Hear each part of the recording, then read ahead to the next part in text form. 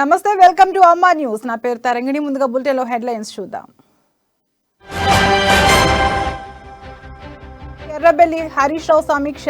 రెండో విడత కంటి వెలుగును విజయవంతం చేయాలని అధికారులకు ఆదేశం. మత్స్యకారుల అభివృద్ధికి ప్రభుత్వం కృషి చేస్తోంది. సభ్యత్వ నమోదుకు స్పెషల్ డ్రైవ్ చేపడుతున్నట్లు తలసాని వెల్లడి.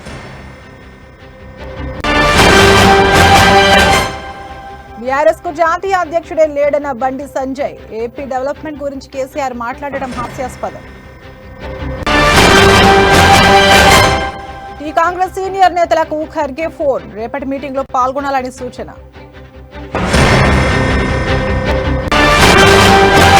హుజూరాబాద్ మండలంలోని ఇందిరానగర్ లో దారుణం. లవ్ మ్యారేజ్ చేసుకున్నాడని ప్రియుడి ఇంటిని దగ్ధం చేసిన వైనం.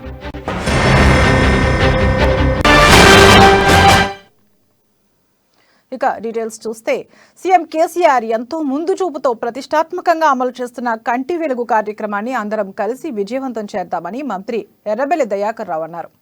బీఆర్కే భవన్ నుంచి వైద్యారోగ్య శాఖ మంత్రి హరీష్ రావు అధ్యక్షతన నిర్వహించిన కంటి వెలుగు 2 రాష్ట్ర స్థాయి వీడియో కాన్ఫరెన్స్ లో మంత్రి ఎర్రబెల్లి దయాకర్ రావు, తలసాని శ్రీనివాస్ యాదవ్ పాల్గొన్నారు. ఈ సందర్భంగా గ్రామాల్లో కంటి చూపు సమస్యతో బాధపడే వారి బాధలు తీర్చేందుకు సీఎం కేసీఆర్ ఎంతో ముందు చూపుతో కంటి వెలుగును ప్రవేశపెట్టారని తెలిపారు. మొదటి కంటి వెలుగు కార్యక్రమం చాలా విజయవంతమైందని స్పష్టం చేశారు. ఈసారి దానిని మించి విజయవంతం చేసేందుకు సర్పంచ్, ఉప సర్పంచ్, ఎంపీటీసీ, వార్డు సభ్యులు, అధికారులు, డిఆర్డీఏ విభాగం వారు కలిసి పనిచేయాలని సూచించారు.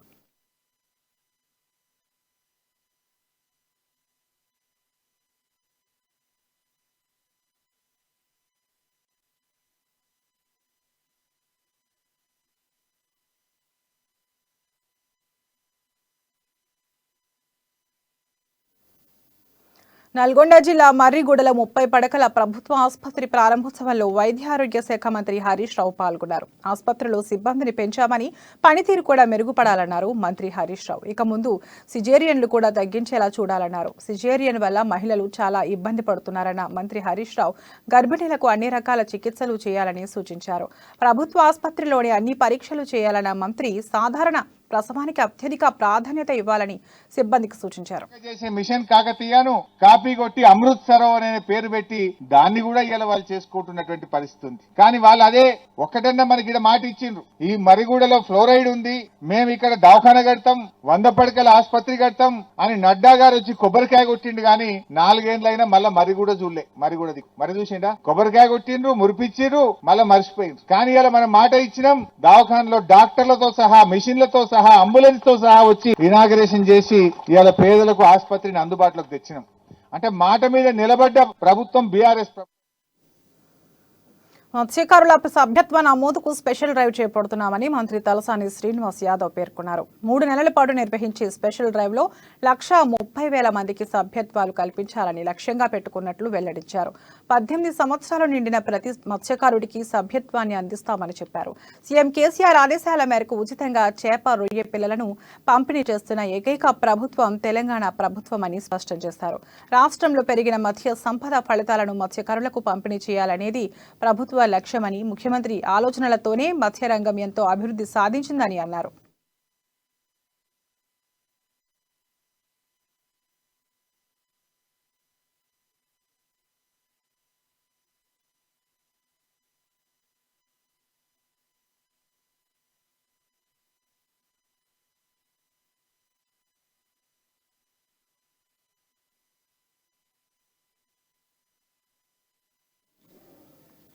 బీఆర్ఎస్ కు జాతీయ అధ్యక్షుడే లేడని, అటువంటిది ఏపీ రాష్ట్ర అధ్యక్షుడిని ఎలా ప్రకటిస్తారని బీజేపీ రాష్ట్ర అధ్యక్షుడు బండి సంజయ్ ప్రశ్నించారు.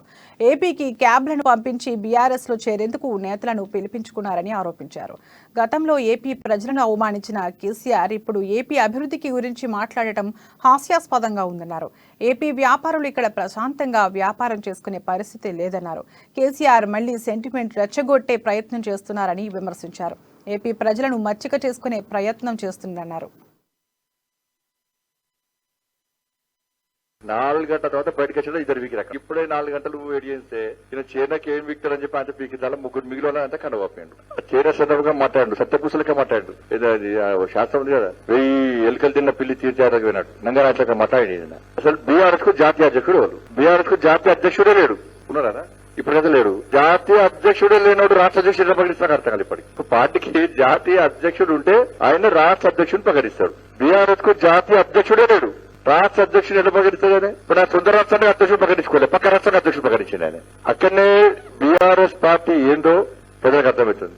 ఆ వచ్చేకైనా బుద్ధి ఉండాలి మరి. వాళ్ళంతా అచ్చలే రూపాయలు వాళ్ళందరూ కూడా పట్టుకొచ్చిండు. ఒక్కసారి వచ్చే ముందు ఆత్మవిమర్శ చేసుకోవాలి.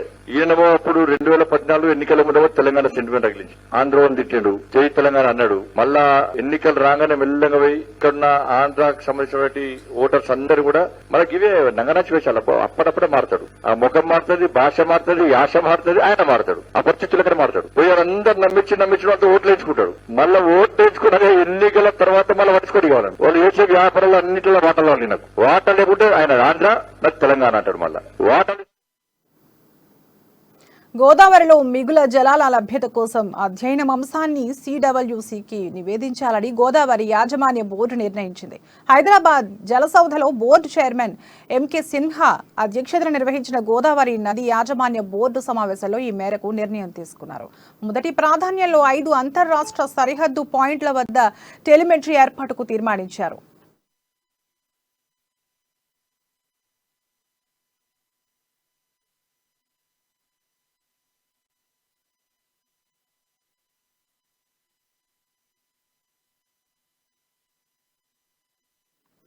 ఈ సమావేశానికి హాజరైన తెలంగాణ నీటిపారుదల ప్రత్యేక ప్రధాన కార్యదర్శి రజత్ కుమార్, ఈఎన్సీ మురళీధర్ సమావేశంలో మొడికుంట వాగు, గూడెం ఎత్తిపోతల డిపిఆర్లపై చర్చించినట్లు తెలిపారు. డిపిఆర్పై ఏపీ కొన్ని సాధారణ అభ్యంతరాలు లేవనెత్తిందన్న రజత్ కుమార్ త్వరలోనే అనుమతులు వస్తాయని భావిస్తున్నట్లు తెలిపారు.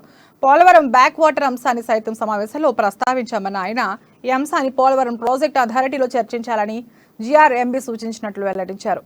పాలమూరు రంగారెడ్డి ప్రాజెక్టుకు సంబంధించి ఎన్జీటీ తీర్పుపై స్పెషల్ లీవ్ పిటిషన్ వేయాలని నిర్ణయించినట్లు రజత్ కుమార్ తెలిపారు. పూర్తి స్థాయిలో కసరత్తు చేసి వారం రోజుల్లో పిటిషన్ వేస్తామని పేర్కొన్నారు.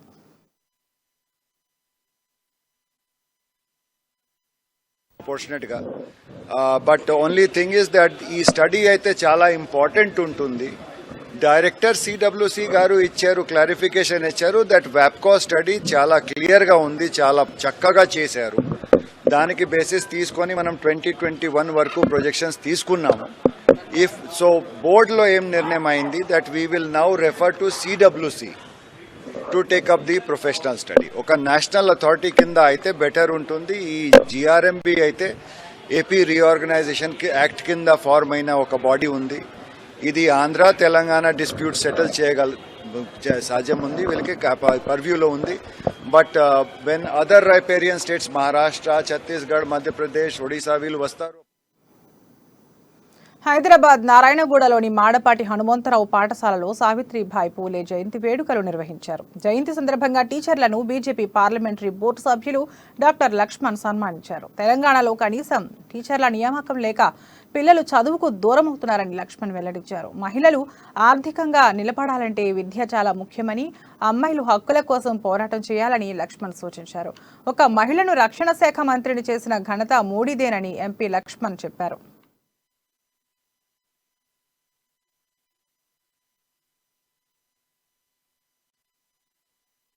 ఇతర రాజ్యాలు అమెరికా, యూరోప్ దేశాలు వాళ్ళ కొట్టుమిట్టాడుతున్నాయి. పత్రికలు చదువుతా ఉన్నాం. కరోనా తర్వాత లేదా ఇవాళ ఉక్రెయిన్ రష్యా యుద్ధం తర్వాత వాళ్ళ ఆర్థిక స్థితి అంతా కూడా మొత్తం కథ వికలమైపోయి తిండి కోసం, ఆహారం కోసం వీధుల్లో వచ్చి ఏ రకంగా తన్నుకుంటున్నారో, చనిపోతున్నారో చూస్తాం. కానీ భారతదేశంలో ఆ పరిస్థితి లేకపోవడానికి ప్రధానమైన కారణం రేపు బోయిన్పల్లి ఐడియాలజీ సెంటర్లో జరిగే కాంగ్రెస్ శిక్షణ తరగతులకు హాజరు కావాలని ఆ పార్టీ చీఫ్ మల్లికార్జున ఖర్గే అసమ్మతి నేతలకు ఫోన్ చేశారు. దీంతో సీనియర్ నేతలు రేపటి మీటింగ్కు వెళ్లాలా వద్దా అనే ఆలోచనలో ఉన్నారు.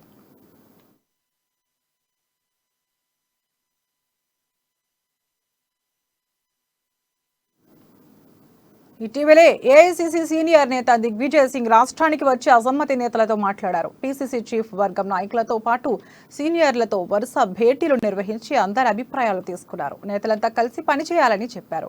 ఏవైనా సమస్యలుంటే పార్టీలోనే చర్చించుకోవాలని, బహిరంగ విమర్శలు, కామెంట్స్ చేయొద్దన్నారు. అయితే రాష్ట్రంలో డిగ్గీ టూర్ తర్వాత కూడా పరిస్థితిలో ఏమాత్రం మార్పు రాలేదని తెలుస్తోంది. డిసెంబర్లో జరిగిన కాంగ్రెస్ ఆవిర్భావ వేడుకలకు కూడా సీనియర్లు ఎవ్వరూ అటెండ్ కాలేదు.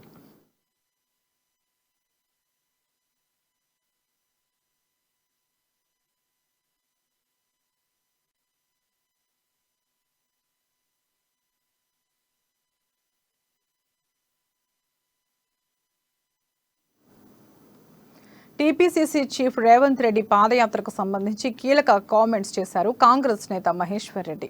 రేవంత్ పాదయాత్రకు అధిష్టానం అనుమతి ఇవ్వలేదని ఆయన వ్యాఖ్యానించారు. హద్ సే హద్ జోడోలో బ్లాకుల వారీగా పాదయాత్ర నిర్వహిస్తామని మహేశ్వర్ రెడ్డి పేర్కొన్నారు. అభియాన్ ముగింపులో భాగంగా హైదరాబాద్లో జరిగే సభకు రాహుల్ గాంధీ వస్తారని ఆయన తెలిపారు. ఏఐసీసీ ఇచ్చిన సర్క్యులర్లో 2 నెలల పాదయాత్ర అని ఉందని, కానీ జనవరి 26 నుంచి 5 నెలల పాటు పాదయాత్ర అన్నారని మహేశ్వర్ రెడ్డి పేర్కొన్నారు. పాదయాత్రకు అనుమతి ఇవ్వలేదని ఏఐసీసీ వెల్లడించిందన్నారు మహేశ్వర్ రెడ్డి. 26వ తారీఖు నుంచి 2 నెలల పాటు ప్రతి నియోజకవర్గంలో ఏ బ్లాక్ ఆ బ్లాక్ పాదయాత్ర కార్యక్రమాలు నిర్వహించడం జరుగుతుంది.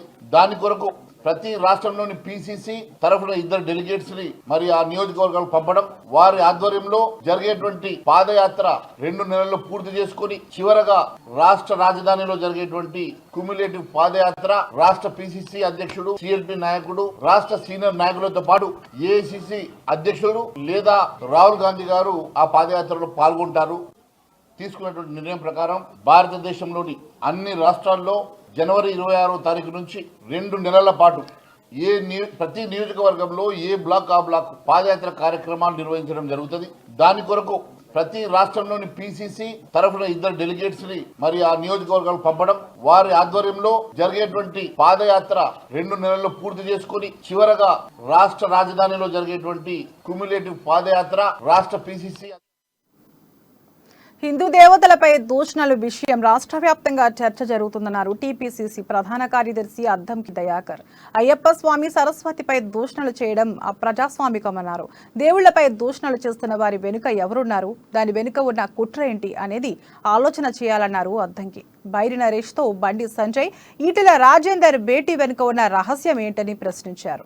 రాజకీయ లబ్ధి పొందాలనుకుంటున్న బీజేపీ వ్యూహం దీని వెనుక ఉందా, లేదంటే అన్యాపదేశంగా వాళ్ళు చేస్తున్న కామెంట్స్ గతం నుంచి పరిశీలించిన తర్వాత ఆర్ఎస్ఎస్ శక్తులు ఏమైనా వాటిని తెర మీదకి తీసుకొచ్చి దీన్ని రాజకీయం చేయాలని చూస్తున్నారా అనే అనుమానాలు ఎలా బలపడుతున్న వేళ మనం ఆలోచించాల్సిన అవసరం ఉంది. ఎందుకంటే బీజేపీ పక్కుగా ఈ దేశానికి స్వాతంత్రం తెచ్చిన గాంధీని కించపరుస్తూ ఈ దేశ మొట్టమొదటి ప్రధానమంత్రి అయిన జవహర్లాల్ నెహ్రూను కించపరుస్తూ చేసిన కామెంట్స్, లేదంటే సోనియా గాంధీ గారి నుంచి మొదలు పెడితే రాహుల్ గాంధీ, ప్రియాంక గాంధీ గారి మీద విద్యుత్ ఉద్యోగుల సమస్యలను వెంటనే పరిష్కరించాలని జాతీయ బీసీ సంక్షేమ సంఘం అధ్యక్షుడు ఎంపీఆర్ కృష్ణయ్య డిమాండ్ చేశారు. ఈ నెల 5న యాదగిరిగుట్టలో నిర్వహించనున్న బీసీ ఉద్యోగుల రాష్ట్ర మహాసభను విజయవంతం చేయాలని ఆయన పిలుపునిచ్చారు. కాచిగూడలో నిర్వహించిన సమావేశంలో బీసీ సంక్షేమ సంఘం జాతీయ కన్వీనర్ గుజ్జ కృష్ణ, ముత్యం వెంకన్న గౌడ్, కె కుమారస్వామి పాల్గొన్నారు. ఈ సందర్భంగా బీసీ ఉద్యమాలలో అన్ని వర్గాల ప్రజలకు అన్యాయం చేస్తున్నారని ఆర్ కృష్ణయ్య ఆరోపించారు.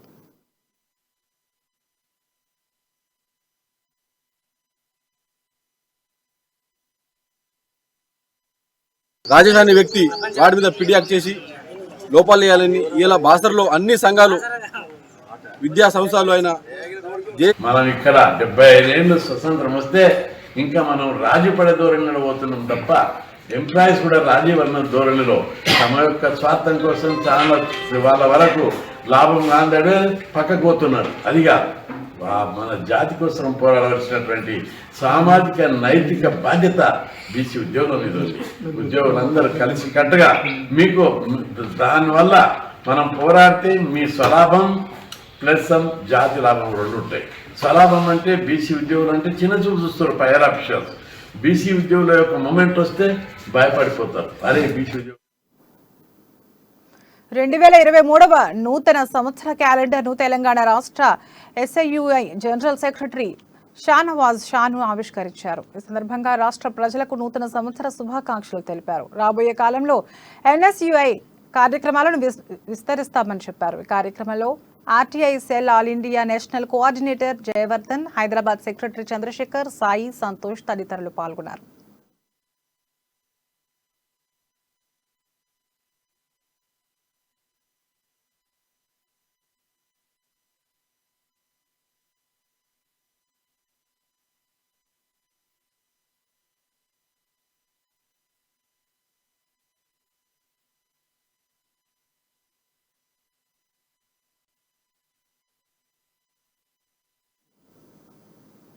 ఉస్మానియా యూనివర్సిటీలో విద్యార్థులు ఆందోళనకు దిగారు. తమకు వెంటనే మెస్ సౌకర్యం కల్పించాలని డిమాండ్ చేస్తూ నిరసన వ్యక్తం చేశారు. విద్యార్థుల ఆందోళనతో రోడ్డుపై కొంతసేపు ట్రాఫిక్ జామ్ ఏర్పడింది. 2 నెలలుగా తమకు మెస్ వసతి కల్పించడం లేదని విద్యార్థులు ఆగ్రహం వ్యక్తం చేశారు. వెంటనే వీసీ వచ్చి తమ సమస్యను పరిష్కరించాలని డిమాండ్ చేశారు. వీసీకి వ్యతిరేకంగా నినాదాలు చేశారు. తమ సమస్యను పరిష్కరించుకుంటే ఆందోళనను ఉధృతం చేస్తామని విద్యార్థులు హెచ్చరించారు.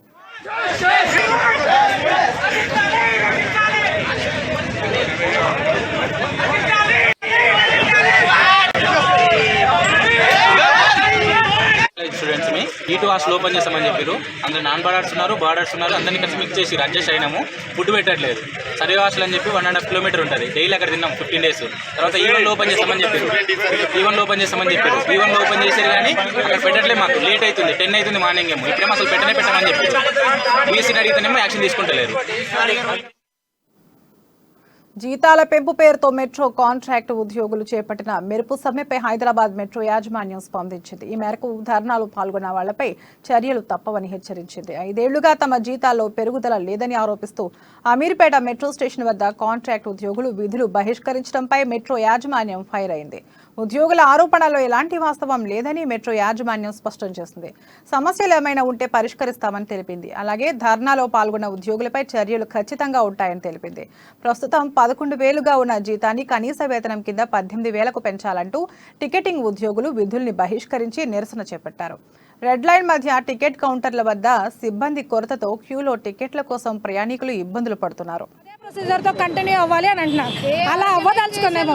1 ఇయర్ ఒకసారి ఇంక్రిమెంట్ అవుతూనే ఉంటుంది. 6 మంత్స్ ఒకసారైనా ఇంక్రిమెంట్ ఉంటుంది. ఈ ఆర్గనైజేషన్ లో అయితే ఒక్కసారి కూడా ఇంక్రిమెంట్ చేయట్లేదు. 11,000 కి చేస్తున్నాము. రైజ్ చేయాల్సింది కదా. 5 ఇయర్స్ చేంజ్ అవుతుంది. 2 ఇయర్స్ కరోనా పోయింది, తర్వాత ఇంక్రిమెంట్ అవుతుంది, చేంజ్ అవుతుంది, ఆర్గనైజేషన్ చేంజ్ అవుతుంది తప్ప ఇంక్రిమెంట్ అయితే అవ్వట్లేదు. ట్రైన్ యాక్సెస్ కూడా ఉండదు. ఏ టైంకి వెళ్తా షార్ట్లు వచ్చినా ఏదొచ్చినా మేమే కట్టుకుంటూ ఉండాలి. ఎస్ఆర్ వచ్చినా మేమే కట్టుకోవాలి. ఎవరిది రెస్పాన్సిబిలిటీ లేదు అసలు చెప్పుకోవడానికి.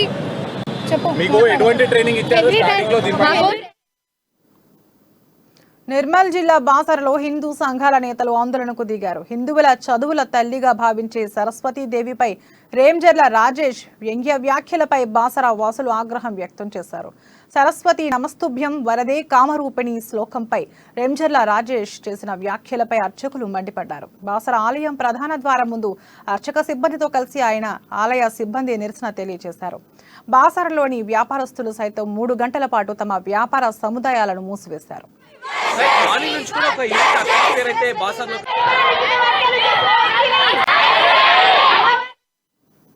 వ్యాపార సంఘాలు, ఆటో వాలాలు పలు పాఠశాలలు స్వచ్ఛంద బంద్ను పాటించి ప్రధాన రహదారిపై నిరసన వ్యక్తం చేశారు. దీంతో ప్రధాన రహదారిపై 3 కిలోమీటర్ల మేర వాహనాలు నిలిచిపోయాయి. ఫిర్యాదు చేస్తే కేసు నమోదు చేస్తామని, లా అండ్ ఆర్డర్ కు సహకరించాలని గ్రామస్తులకు ముథోల్ సిఐ వినోద్, బాసరా ఎస్ఐ మహేష్ విజ్ఞప్తి చేశారు. కానీ కలెక్టర్ లేదా ఎస్పీ వచ్చి హామీ ఇస్తే కానీ ధర్నాను విరమించమని గ్రామస్తులు పట్టుబట్టారు. రేంజర్ల రాజేష్ ని 24 గంటల్లో అరెస్టు చేసి పీడీ యాక్ట్ నమోదు చేయాలని, లేని ఎడల రాష్ట్ర వ్యాప్తంగా ధర్నాలు నిర్వహిస్తామని వారు హెచ్చరించారు. బాసరా భైంసా ప్రధాన రహదారిపై రేంజర్ల రాజేష్ దిష్టిబొమ్మను దహనం చేశారు. రాజేష్ పై చర్యలు తీసుకుంటామని అధికారులు హామీ ఇవ్వడంతో నిరసనకారులు ఆందోళన విరమించారు.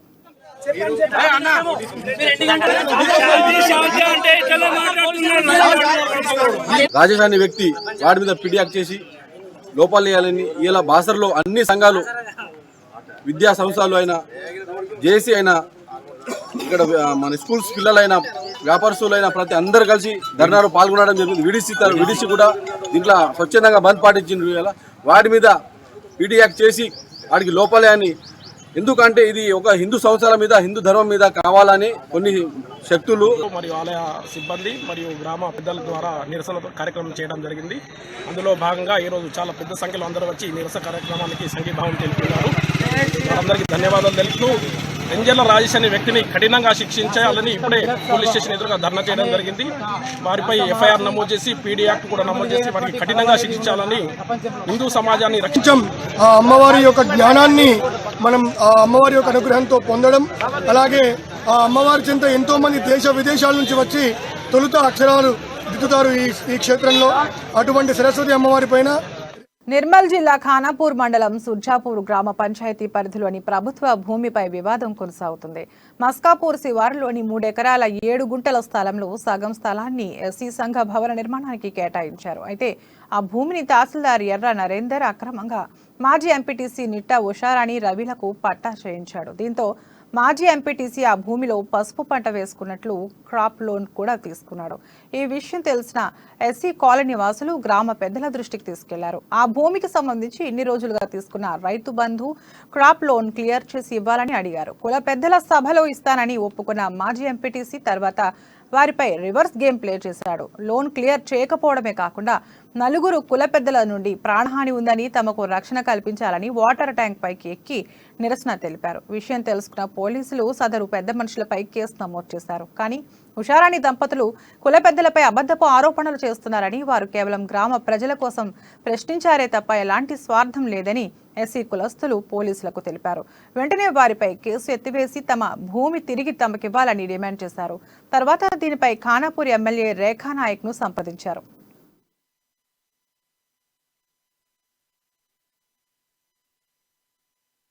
క్రాప్ లోన్ ఏదైతే ఉందో అది ఎన్ఓసి తీసుకొచ్చి ఇస్తానని చెప్పేసి ఒప్పుకున్నాడు. ఈ నెల 10వ తారీఖు ఆయన ఎన్ఓసి మాకు తీసుకొచ్చి ఇవ్వాలి.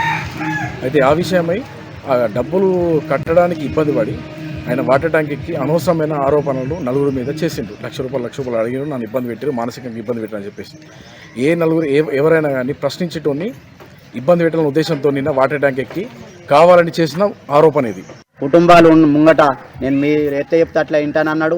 అదేవిధంగా ఆయనకు ఎటువంటి మేము ఫైన్ అడగలేము, ఎటువంటి దండుగు చెప్పలేము, ఎటువంటి ఆరోపణ ఆయన మీద వేయలేము. మాకు స్థలాలు, మా ఇండ్ల స్థలాలు ఇవ్వమన్నా అడిగినాము. మా స్థలంలో ఉన్న పట్టను దాన్ని తిరిగి వాపసు ఇవ్వమని అడిగినాం తప్ప ఎటువంటి ఆయన మీద ఎటువంటి మేము ఆరోపణ వేయలేము. నేను రైతు బంధు కానీ మిగతా లోన్ కానీ తీసుకున్నప్పటికీ కులం వాళ్ళు నన్ను ఇబ్బంది పెడుతున్నారని చెప్పి మళ్ళీ కొత్తగా ఫిర్యాదు చేయడం జరిగింది. దానిపైన పోలీసు వాళ్ళు ఈరోజే వచ్చి వారి 4 తీసుకువెళ్ళి పోలీస్ స్టేషన్లో మళ్ళీ విచారణ చేపట్టారు. నన్ను మానసికంగా ఒత్తిడి చేసి పైసలకు, ఆర్థిక సమస్యలకు, అనేక పరిస్థితులకు గురి చేసి నన్ను ఎందుకు పనికి రాకుండా ఎత్తున్నారు. 100% నాకు ప్రాణహాని. జూబ్లీ హిల్స్ లోని ఓ పబ్ లో కల్తీ మద్యం తయారీ గుట్టు రట్టయింది. జూబ్లీ హిల్స్ రోడ్ నెంబర్ 36లోని గ్రీస్ మంకీ పబ్ లో ఓనర్ సహకారంతో ఎవరికీ తెలియకుండా కొంతకాలంగా కల్తీ మద్యం తయారు చేస్తున్నారు. మద్యం కల్తీ చేసి ఎక్కువ ధర కలిగిన లిక్కర్ అంటూ తక్కువ ధర ఉన్న మద్యాన్ని అమ్ముతూ మోసాలకు పాల్పడుతున్నారు.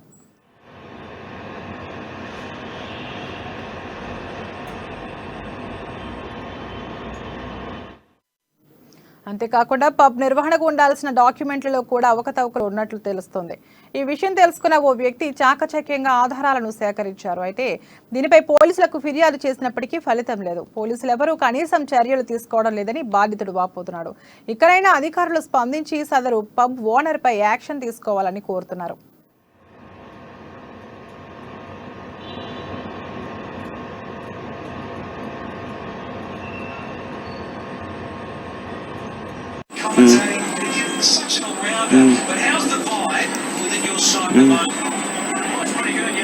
Okay.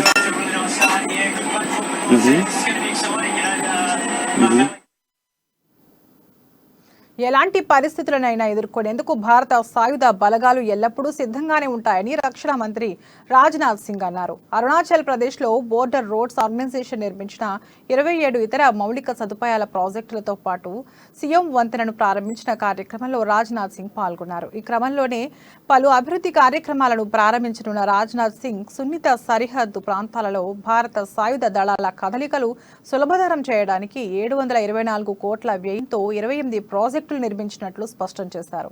దేశాల ప్రాధాన్యతలు, ఆసక్తులు ఎప్పటికప్పుడు మారతాయని రాజ్నాథ్ సింగ్ అన్నారు. ఏ దేశమైనా తనను తాను శక్తివంతంగా ఉంచుకోవడం అవసరమని చెప్పారు. साथियों, अरुणाचल प्रदेश के कर्मठ मुख्यमंत्री श्री पेमा खांडू जी के नेतृत्व और मार्गदर्शन में इस प्रदेश ने पिछले कुछ वर्षों में डेवलपमेंट के नए आयाम स्थापित किए हैं। हेल्थ हो, एजुकेशन हो, ट्रांसपोर्ट हो या टूरिज्म हो, ऐसे लगभग सभी सेक्टर्स में इस ऊंचे प्रदेश ने రాజ్యాంగం ప్రకారం సాధారణ ప్రజలకు ఉన్న వాక్ స్వాతంత్రం ప్రజా ప్రతినిధులకు కూడా ఉంటుందని సుప్రీంకోర్టు తేల్చి చెప్పింది. రాజ్యాంగంలోని ఆర్టికల్ 19(1)A ప్రకారం ఎంపీ, ఎమ్మెల్యే లేదా మంత్రికి ప్రత్యేక ఆంక్షలేమీ విధించాల్సిన అవసరం లేదని 5 సభ్యులతో కూడిన రాజ్యాంగ ధర్మాసనం స్పష్టం చేసింది.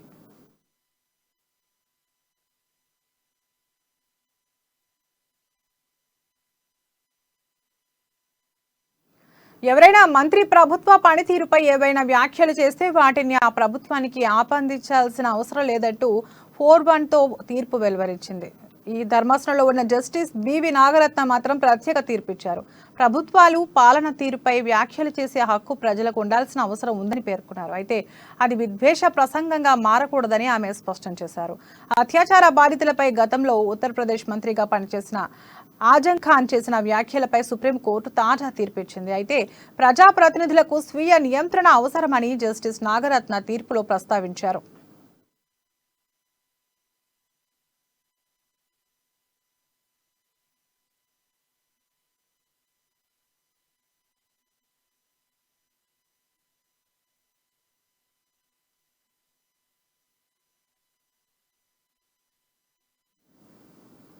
ఢిల్లీ మద్యం కుంభకోణం కేసులో నిందితులకు సిబిఐ ప్రత్యేక కోర్టు బెయిల్ మంజూరు చేసింది. సిబిఐ దాఖలు చేసిన ఛార్జ్షీట్పై రౌస్ అవెన్యూ కోర్టులో విచారణ జరిగింది. ఒక్కొక్కరికి 50,000 వ్యక్తిగత పూచీకత్తుపై బెయిల్ మంజూరు చేసిన కోర్టు నిందితుల రెగ్యులర్ బెయిల్ పిటిషన్పై సిబిఐకి నోటీసు జారీ చేసింది.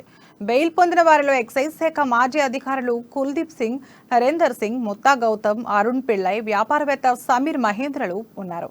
ఈ కేసులో అభిషేక్ విజయ్ నాయర్కు ఇదివరకే సిబిఐ ప్రత్యేక కోర్టు బెయిల్ మంజూరు చేసింది. నవంబర్ 25న మద్యం కేసులో దాదాపు 10,000 పేజీలతో తొలి ఛార్జ్షీట్ దాఖలు చేసిన సిబిఐ 7 నిందితుల పేర్లను ఛార్జ్షీట్లో ప్రస్తావించింది.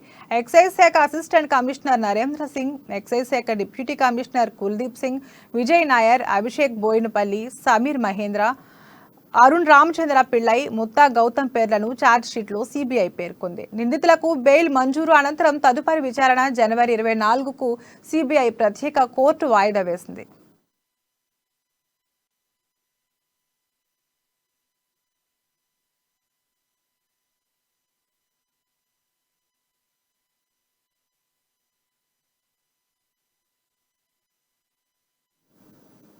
భారత్ జోడో యాత్రలో బిజీగా ఉన్న కాంగ్రెస్ నేత రాహుల్ గాంధీకి అయోధ్య రామ జన్మభూమి ప్రధాన పూజారి ఆచార్య సత్యేంద్ర దాస్ లేఖ రాశారు. రాముడి ఆశీస్సులు రాహుల్కు లభించాలన్నారు.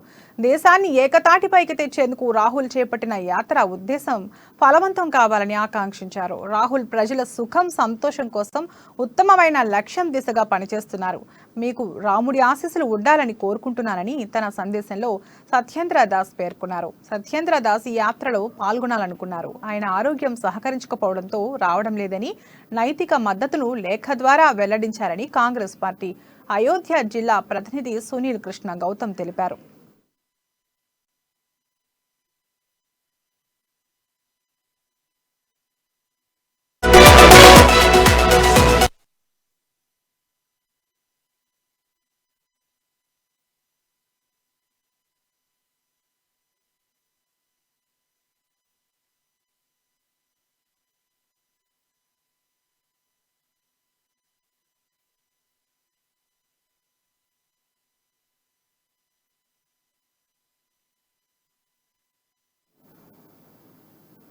ఇవి ఇప్పటివరకు ఉన్న బులెటిన్ అప్డేట్స్. మరిన్ని అప్డేట్స్ కోసం చూస్తూనే ఉండండి అమ్మా న్యూస్. నిజం కోసం, జనం కోసం.